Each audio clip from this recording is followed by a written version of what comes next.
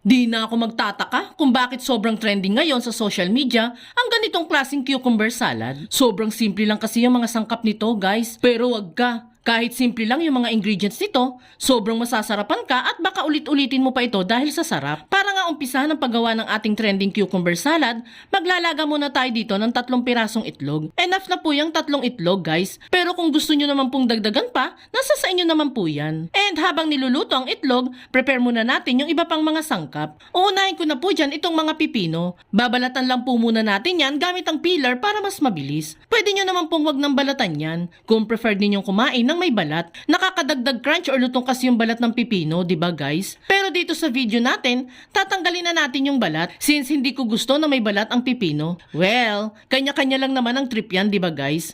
Hatingin lang natin ang pipino into lengthwise, then saka tanggalan ng buto. Ito kasi yung pinakamatubig na part ng pipino, and ayaw naman natin maging matubig ang ating cucumber salad, kaya need talaga natin yang alisin. Then saka hiwain sa gustong kapal nito. After nga nating ma-prepare ang mga pipino, dumako naman tayo sa pampakinis ng kutis, which is itong mga kamatis. Hiwain lang din natin yan na parang pipino. And syempre, tanggalin na din natin ang mga buto nito. Matubig din po kasi yan, guys. Kaya tatanggalan din natin yan ng buto. Then saka hiwain sa gustong kapal and set aside. At this point nga, inaluto na yung mga itlog na pinakuluan natin kanina. Binalatan na din natin yan.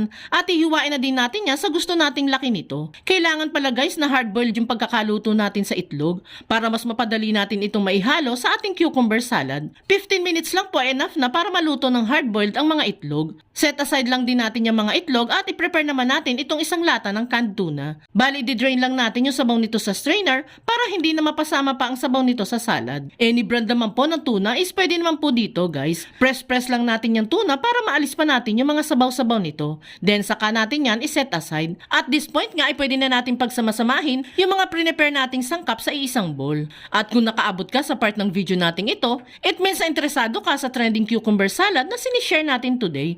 At kung sakali pong magugustuhan mo ito, pwede po bang pakipusuan mo naman ang video natin? At mag-iwan ka na din po ng comment na, I love this cucumber salad. Maraming salamat po. Diyan nga guys ay naglagay na din tayo ng pinong paminta at iodized salt. Then saka tayo dyan maglalagay ng 2 klaseng mayonnaise. Isa ay original flavor at yung isa naman ay chicken flavor. Hindi dapat talaga chicken flavor to guys.